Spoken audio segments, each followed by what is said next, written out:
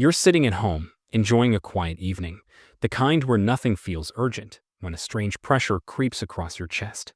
Not pain, not yet. Just a tightening, like an invisible hand testing its grip. You tell yourself it's probably nothing.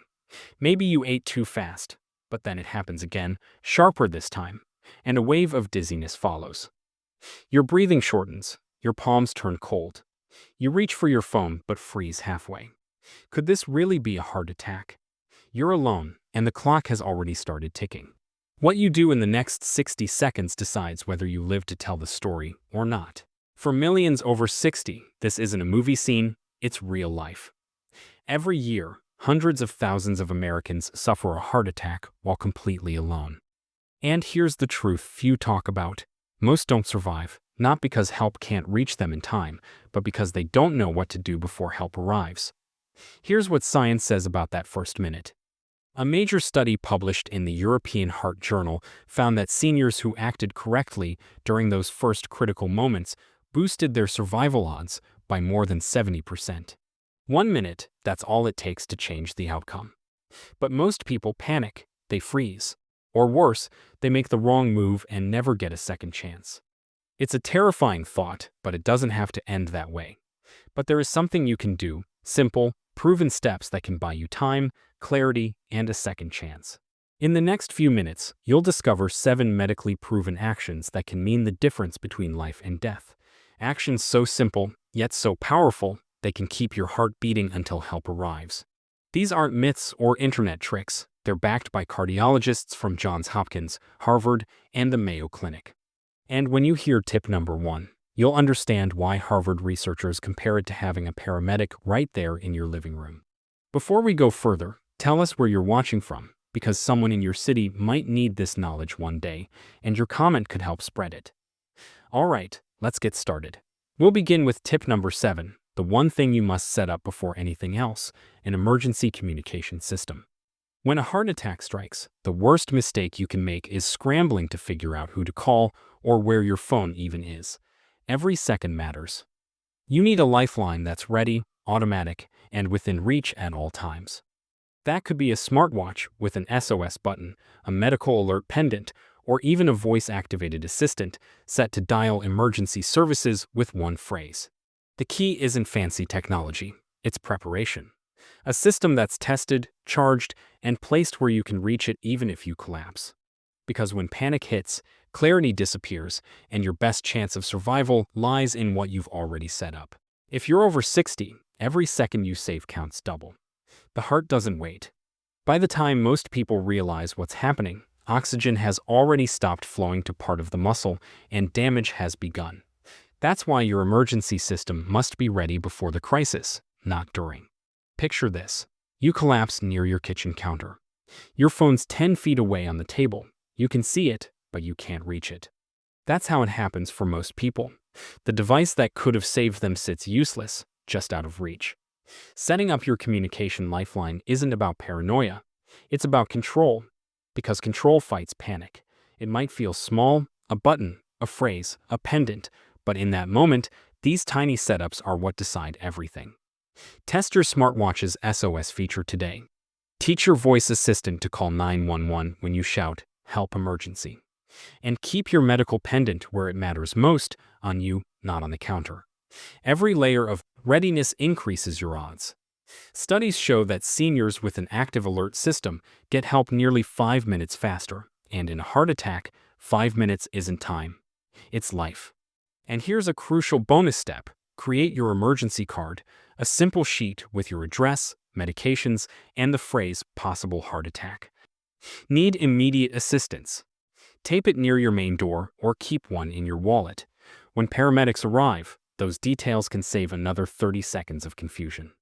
You'd be shocked how often rescuers lose time searching for medical info while every beat of the heart is fading. Preparation turns chaos into clarity. Tip number 7 builds your invisible safety net, the one that works when your body can't and your mind is in freefall. Because when the heart falters, your breath shortens, and even dialing a phone might feel impossible. Let your setup do the thinking for you. That's the first layer of survival automation, not hesitation. But even with your lifeline ready, What if help still takes 10 long minutes to arrive? Each breath heavier than the last, each second a race against your own heart. Because once the system is ready, the real test begins, when the pain hits and every heartbeat feels like it might be your last. Tip number 6. Stay upright, and if your doctor has told you it's safe, take one full-strength aspirin and chew it slowly. Not swallow, chew.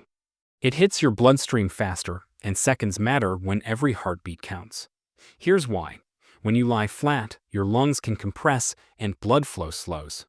But sitting upright, leaning slightly forward, helps your heart work with gravity, not against it. It keeps your airway open, your breathing steady, and oxygen reaching your brain. If you can't take aspirin, focus on staying calm and breathing steadily. The goal now is simple. Stay alert, stay conscious, and keep your body fighting. You've called for help. You're upright. You've done everything right so far, but your heart is still in distress, pounding unevenly, every beat echoing like a drum inside your chest. This is the moment when panic tries to take over, and when panic wins, the body loses. Fear tricks your body into overdrive. Your heart races, your oxygen drains, and adrenaline drowns your calm. It's the one enemy you can't fight by force. That's where tip number 5 comes in. Master your breathing. It might seem small, just air in and out, but controlled breathing can be the line between fading out and staying alive. Research from Stanford and Mayo Clinic shows one thing. Slow, deliberate breathing keeps patients conscious longer and eases heart strain. When you slow your breath, you're telling your body it's safe, even when it isn't, and that illusion can keep your heart from spiraling into chaos. Here's what to do. Sit upright and place one hand on your stomach, the other on your chest. Inhale slowly through your nose for a count of 4. Feel your stomach, not your chest, expand. Hold that breath for another 4 seconds. Then exhale gently through pursed lips for a count of 6, like you're blowing out a candle in slow motion. Repeat, 4 in, 4 hold, 6 out. It won't feel easy. Your ribs will feel locked. The air might seem heavy, like it's pressing back against you. But this rhythm is your lifeline. It activates your parasympathetic nervous system, the body's natural brake pedal. Your blood vessels relax. Pressure eases. Oxygen flows steady. You might even feel a strange calm spreading through the panic. That calm isn't surrender, it's control returning to your body. If you can, count out loud. Whispering the numbers keeps your focus and lets emergency dispatchers hear that you're still conscious. And if you lose count, don't stop, just breathe. Slow, steady, deliberate. The goal isn't perfect timing, it's keeping oxygen and clarity alive. Doctors call this oxygen discipline, the art of using breath as medicine. Even 5 minutes of practice a day can train your body to respond automatically when crisis strikes. That tiny habit, built in peace, can save your life in chaos. Remember, breathing and body position work together. If you feel dizzy or faint, don't lie flat. Slide into a semi-sitting position, knees bent, feet flat, back against something solid. That posture helps your lungs expand and your heart pump efficiently. If you must lower yourself, lie on your right side, not your back. It keeps your airway open and prevents choking if you vomit. It's strange how something as simple as air and posture can turn panic into precision. Because once your breath steadies, the body's next fight begins, one you'll have to face head-on. Your breathing is steadier now. The panic has loosened its grip. You've bought yourself precious minutes, but the fight isn't finished. Even when the worst pain eases, the danger doesn't vanish. It hides beneath the surface, waiting for one wrong move. You're gripping the edge of the counter, trying to stay upright. The air feels heavy again, your shirt clinging tight to your chest. That's where tip number 4 comes in. Loosen pressure, not control. Most people overlook this. In those frantic moments, they clutch their chest or curl up tight, thinking it'll ease the pain. But that instinct can make things worse. When your body tenses, your heart works harder to pump through compressed vessels. Tight clothing, belts, collars, waistbands turn your torso into a pressure chamber. Paramedics know this better than anyone. One of the first things they do when arriving is cut through shirts and bras, because even a little restriction around the chest can make each breath battle. So if that pressure is rising, act with calm precision. Loosen your collar, unbuckle your belt. Ease open your waistband or bra strap. Do it slowly, deliberately, without sudden movement. Every small release gives your lungs and heart more space to function. Loosen pressure. Keep control. There's another layer most people never think about. Comfort reduces strain. Harvard research shows that even mild discomfort, heat, tightness, or constriction spikes stress hormones like adrenaline and cortisol. Those hormones raise blood pressure and quicken your heartbeat, exactly what you don't want during a cardiac crisis. By physically removing pressure, you're sending your nervous system a powerful message. Tell your body, out loud if you must, you're safe. Stay steady. Now that your body has space to breathe, give your mind the same room. Turn inward for a moment. You've managed your surroundings, now manage your thoughts, because in a heart attack, panic is oxygen's enemy. Close your eyes for 1 second, just one, and focus on a single thought. Help is already on the way. Then breathe out slowly. It's not about positive thinking, it's about commanding your pulse to stay steady. A study in Circulation found that patients who maintained calm self-talk and controlled breathing stayed conscious up to 23% longer than those who let panic take over. Right now, you're doing what many can't, staying in control while your body fights for balance. That's strength, that's survival. So, tip number 4 isn't just about loosening clothing, it's about loosening fear's hold. Every calm movement, every controlled breath, every rational choice is oxygen in disguise. You've shifted from being a victim to being your own first responder. But even now, there's one more trap to avoid, the one that catches more people than any other. Because sometimes, in the rush to survive, we make the move that ends everything too soon. Your instincts tell you to get up, to move, to do something. But during a heart attack, that very instinct can be deadly. Every step, every burst of motion forces your struggling heart to work harder. And right now, your heart's fuel supply is limited. Tip number 3, don't try to be a hero. Stay still, but stay conscious. Most people underestimate how much energy the body burns just by standing or pacing. The heart pumps faster, oxygen runs out quicker, and within seconds, dizziness can spiral into collapse. You might think moving toward the door or searching for your medication will help, but the truth is, movement at this stage often does more harm than good. Picture your heart like an engine running low on oil. Each movement burns through the last of your body's fuel. Stillness, on the other hand, conserves your remaining strength for the moments that truly count. So, plant yourself in a safe spot, somewhere you can breathe easily and won't fall if you lose balance. Lean against a wall or settle into a sturdy chair. Keep your head slightly elevated, chin up, back supported. And then, don't fight the quiet. Listen to your heartbeat. Feel its rhythm. You'll notice it's uneven, faster, struggling. That awareness isn't fear, it's focus.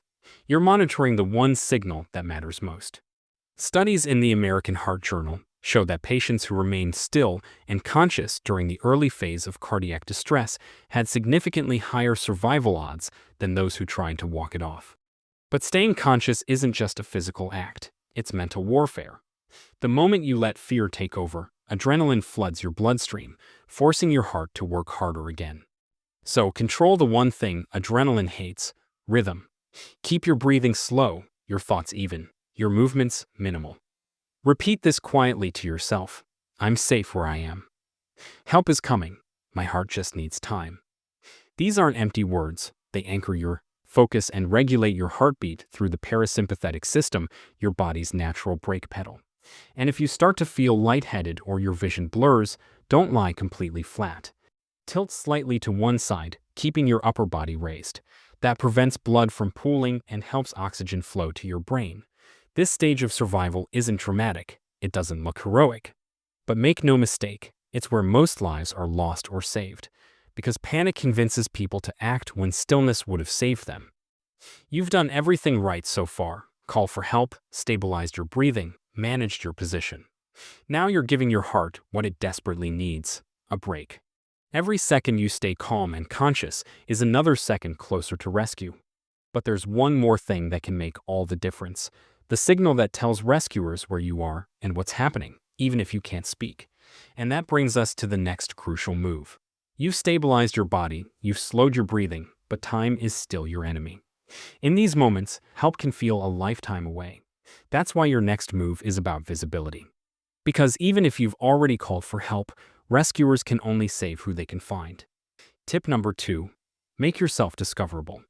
When your body's in crisis, every ounce of energy counts, but a single act of awareness can turn minutes of delay into moments of survival. If you're near a door, unlock it now while you still can. That one step has saved countless lives. Paramedics often lose the most valuable minutes breaking through locked doors.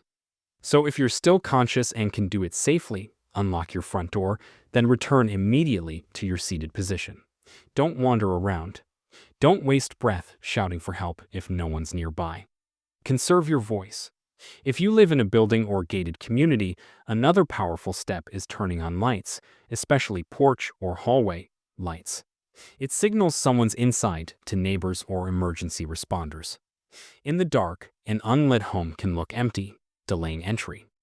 And if you can still manage a little more, try to position yourself near an entry point, somewhere responders can reach you fast. But remember, no unnecessary movement. Just a few controlled steps, no more. Next, if you have access to your phone, turn on your speaker so dispatchers can hear ambient sound.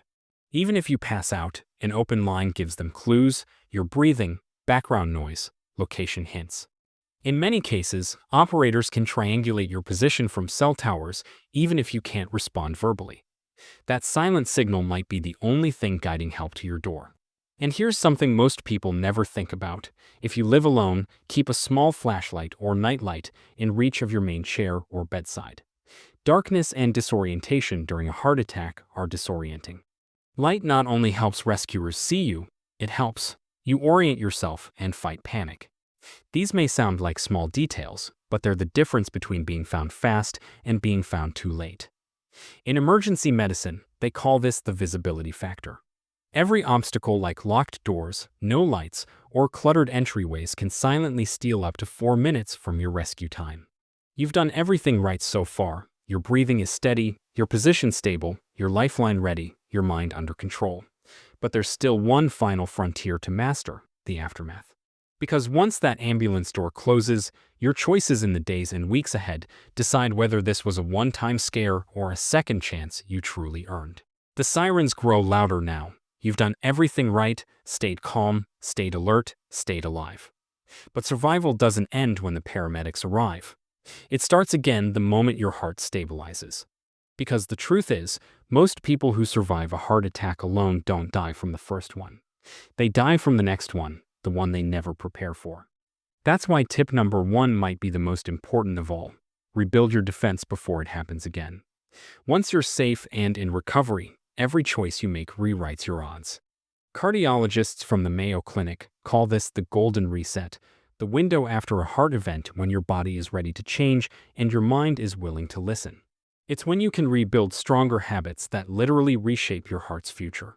Start with awareness. Learn your warning signs, because they won't always feel like pain.